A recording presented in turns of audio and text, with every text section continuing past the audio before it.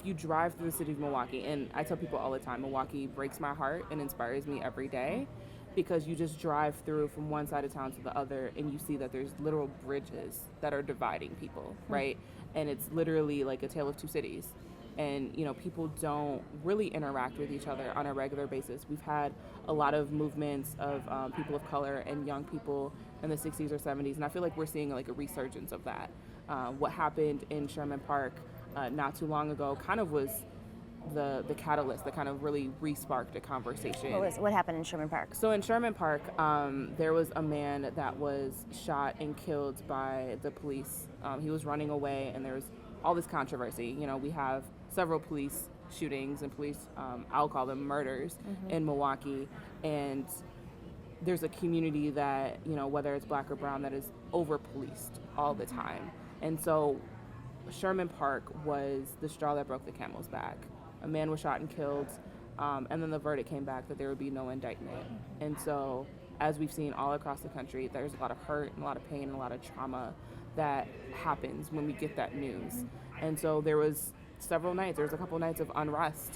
There was gas stations that were lit on fire because people needed to be heard, right? And if you're not being heard in, quote, the traditional ways, you're going to do whatever you can to make your voice heard. If you have a situation where the community and the police don't trust each other, it's unsafe. It's unsafe for everyone. And when you see, this huge division between law enforcement and the communities that they're serving and supposed to be accountable to and in partnership with, then you're going to end up with situations like we've seen where you have systemic racism and bias that every person has. We have to do our best to overcome implicit bias and name it and recognize it. And it can be very volatile and lead to the kind of, terrible situations that we've seen. We can't have that. We must address it. And I think it starts by having political leadership that's willing to say, this is not acceptable. Having kind of militarized police that feel they can operate with impunity is not appropriate. It's not appropriate in a democratic society. Wisconsin locks up more African American men than any other state in the country. So we're number one in that. I don't think people know that. So why are they connected? What's the deal here? Well, and you saw in the room, we were talking to a predominantly white male room. And I don't know if you heard, but how many of them say, well, I never knew that? And they were taken aback by it. Because politicians and people that want to be elected officials even want to be politicians, come into a room like that and they only talk about what they believe those people want to hear. They tell them everything they want to hear, they try to garner their endorsement, and then they move on. And then we were at a predominantly African-American place earlier today. And they'll go in there and say, hey, I'm going to invest in your community. Or hey, I'm going to work on African-American male incarceration rates. And it's just lip service. Everything we're doing is connected. When we talk about the state budget, well, the Department of Corrections is under the state budget. And when we're spending $1 billion on putting people in prisons and building more prisons potentially, because we're overcrowded now, and we spend more money on the Department of Corrections than we do the University of Wisconsin system, which is our college, our public college system, that's a problem. And I don't see how anyone, no matter even what side of the aisle you're on, how you don't see that as a problem. If we spend more money, again, on Department of Corrections in our state budget than we do our UW system, that's money that we're taking away from transportation, which is the roundtable we have. It's more money we're taking away from public education, K through 12 education. It's more money we're taking away from being able to actually provide adequate health care for everyone in our state. It's more money we're taking away from raising wages and raising the minimum wage. So if people understand that actually the urban and rural divide is not that divided, because, hey, what happens to the brother down on the north side of Milwaukee affects you in Waukesha and affects the entire state, and we're all in this together. If you don't recognize that, I think it's a job and a role of government and the executive of the state to show why it matters. Scott Walker has been in elective office his entire adult life, virtually. And as a legislator, he pushed some of the harshest laws that have caused this mass incarceration crisis. When you look at our peer states, they spend far less on prisons, they incarcerate far fewer people, and they're just as safe as Wisconsin, if not safer. So it's not like we're getting something more for our investment. When Walker was first elected in 2011, the first budget that he proposed, for the first time in our state's history, spent more on a correction system than we did on the University of Wisconsin system. And if that doesn't tell you everything about how wrong the priorities have been in the last 8 years, I don't know what does. If you look at racial disparities, there are a lot of areas where the state can act to make it better. Certainly the criminal justice system is one. It's a moral outrage that we are just putting people in prison and locking them up and throwing them away, essentially. So there's a lot that the governor could do if we had a governor who cared and was willing to lead on those issues. So I think Wisconsin's kind of seen as like this almost like forgotten like Midwestern state. I don't think if people like actually realize what's going on in Wisconsin. I've talked to people on a national level and tell them like those statistics of like it's the worst place to raise a black child, is the most incarcerated. 5 through 206 being in the heart of Milwaukee where we're doing all of our work is the most incarcerated. People don't know that. People think of, when they think of the Midwest and the issues of the Midwest, they think of Chicago and they think of, you know, maybe Detroit. I would go to other places and I tell people where I'm from and they're like, oh, there's black people in Wisconsin? Mm-hmm. And so I think we're kind of forgotten. And when you have, you know, powers that be at every level of government that are restricting the voice and silencing marginalized groups, specifically people of color, it allows for policies to further criminalize us. It's hard to say like how we got here. I think it's due to several policies. Scott Walker is kind of the common denominator, and that's why we have to make sure that we're making our voice heard at every step of the way, whether it be the ballot box or calling our legislator, right? Like, our level of involvement does not stop in November. It's going to continue no matter who's in office, and making sure that people are being held accountable. And it's going to, since it took so long to get here, it's not going to change overnight. Right. So it's going to take that constant drumbeat in order for us to move forward.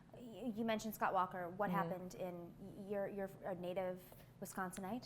Is that the right I was. Perfect. What happened in 2011? Well, I grew up in Lodi, Wisconsin, which is very close to Madison, and ended up going to school in Madison. And in 2011, there was an attack on not only unions, but people across the state. And I think that's a moment that we failed to really capture. The period during the Wisconsin uprising was fascinating and inspiring. I think it was a big shock to all of us. We knew that when Governor Walker was elected, that he would pursue fiscally reckless policies, that he would put the interests of big business over the interests of Wisconsin families. But, you know, my experience in the legislature and in Wisconsin generally is that our political culture is one where, you know, people can disagree, but you can still be friends at the end of it. And people can have, you know, these policy debates that are passionate, but we're going to go about them in ways that are transparent and fair. And what changed with Scott Walker's approach was that it became about divide and conquer. I mean, that was literally the phrase that he used, to divide Wisconsinites and conquer, as if he's fighting a war against us. Now, he got caught on camera saying that he was going to divide and conquer our state. He was going to first attack the public sector employees, and then they would, you know, you would divide them from the public sector, and which happened to some extent, let's be honest. And then right to work would come, which came. Getting rid of prevailing wage, which came. Getting rid of project labor agreements, which happened. So he's divided our state. I had just taken office January of 2011. Governor Walker had just taken office January 3rd of 2011. And then Act 10 came, and right at Valentine's Day, which essentially was the bomb drop, so to speak, on a state that really had one of the best comprehensive collective bargaining laws in the country. We were thriving, unions were good, and we had a decision to make as firefighters. So we were exempt. So when Act 10 came out and they changed collective bargaining for public sector employees, firefighters and police officers were exempt from all the changes. It affected all the other public sector employees. So we had a decision to make, whether we were going to sit on the sideline and take our exemption, or whether we were going to fight and stand with our other brothers and sisters in labor. And we decided, didn't take that long to decide, but we decided to actually stand with our other brothers and sisters in labor. How much have unions been ripped apart in the state over the last decade, and what happened? It's been unbelievable how it's changed. I was just talking last night after the recall. We tried to recall Scott Walker. He was elected. He put forth Act 10, which is going to strip public sector unions of the right to collectively bargain. Public sector workers were born here. The public sector was born in Wisconsin. Workers' comp was also created here. And a few years before, I remember online somebody had said, we're going to take away unions, we're going after unions in Wisconsin. And I just laughed at them, just thinking that's never going to happen because it's so strong within our state. And then seeing what happened with Act 10 and just seeing how the state had been torn apart. Like during the recall, it was almost like a civil war. Right. Politically what's going on here. There were signs that if you saw like a Republican sign in front of a business, there were places on Facebook that just listed the businesses, like do not frequent these businesses. But it had gotten very divided as a result of that. So then seeing what happened here as a result and how they were able to carve up all the districts and push their voter suppression so that people can't get to the polls, which was a big deal in Wisconsin. When did that get passed? It's been a constant thing. They try to stomp it down, especially before the last year's election in November. Right. It really affected us. In 2016, we saw something that we hadn't really seen before. We weren't ready for it, and it hit us across the face in a way that we probably weren't prepared for. But I also want to make sure that people understand that it wasn't the same Wisconsin. It was Scott Walker's Wisconsin. There was voter ID, changes to early voting, changes to weekend voting. This is the petri dish of ALEC and the Conservative Party. So this was a premeditated conspiracy, but it's true now, it's played itself out. It was premeditated actions to make sure that Wisconsin ended up having a harder time turning out the vote and eventually going for Trump. So, this is what the Republicans wanted, and they got it. But it's time to move forward. Now, I will say, too, the margin was narrow in 2016. It wasn't like Trump won by a landslide. I want to remind folks of that because I feel like we often get into this doom and gloom scenario where it's, what do we do? But we're talking 27,000 votes. I think Marina astutely pointed out that, this was something that was done intentionally. There was a plan and redistricting and voter ID, and we saw the black vote depressed by 30% in a recent article in Mother Jones. So, we're doing a lot to try to capture energy and actually get people excited. Because we feel like, if we inspire people, if we put forward something, a vision that's positive and aspirational, people will actually want to come out and vote. Black leaders organizing for communities, it's an opportunity to really uplift the voice of Black Milwaukee. As you mentioned, it's like the most segregated in Milwaukee. And there's kind of been a vacuum, and no one has really been talking to Black voters on the north side of Milwaukee. And we just felt like we need to make sure that our voices are being heard. I think historically it's been more of a transactional relationship, and we're trying to be more transformative, right? I think a lot of people have knocked on doors during GOTV, or if we're lucky in September, October, and say, let's start to do work in Black Milwaukee. We're really acknowledging that it's very superficial and it's more of seeing Black folks as just votes and commodities, and what does it look like to invest in people as like holistic beings and issues, and people that deal with real things on a day-to-day basis, and making sure that we're holding people accountable and doing a year-round civic engagement plan, whether it's an election or not. We're making sure that we're holding people accountable and asserting our issues. And when we say something like, what you're saying, I hear it all the time, anything's better than Walker, we won't win that way. Yeah. When we say we can have a Manila candidate, or we can have a candidate that's kind of boring, but you know what, it's better than Walker? Well, you know who's not thinking it's better than Walker? People that voted for Walker last time, right. And we need their vote this time. I mean, we can talk about the barriers, and we can talk about the ills of democracy, but as a wise man once said, the cure to the ills of democracy is more democracy. So we can talk about that all day long, but we have to talk about solutions and how we're going to fix the problem. Because we always talk about, and people vote against their own self-interest. Well, what do we do to change that? People, they have more radio stations than we do. Yeah, and they're going to continue to, but what do we do to combat that? So, we're in the fight for our future. We have to get out there and hit it hard, man. We have to actually fight, and we have to bring, I always say we have two hands for a reason. One to bring ourselves to the poll, and one to bring somebody else with us. Just to say a word about Governor Walker, he's a career politician who made it to the national stage and fell flat on his face.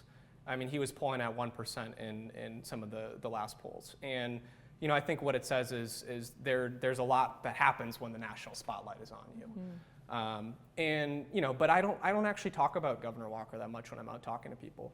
I ask them what they're dealing with, and then we have a conversation about ideas for what they think they want to see in their future. So I really encourage people to not just think about, okay, this is what Walker and what Trump are doing wrong, but what can we actually do right? That's true, and that's what we're looking for in the People's Champion type of campaign we're running for the primary in August for the governor's race. It's not so much of what Walker's done wrong, because that can certainly speak for itself, but if you have a people's type of a champion that emerges for the governor's candidate to take on Scott Walker, who has a 5 to 10 point positive, inspirational, motivational agenda, something like Bernie Sanders, something we saw in President Obama, we think that that's the way to beat Scott Walker, and that's where our joint project is coming together. If we keep doing the same thing over and over, we're going to have the same result. So we have to be willing to try some new things.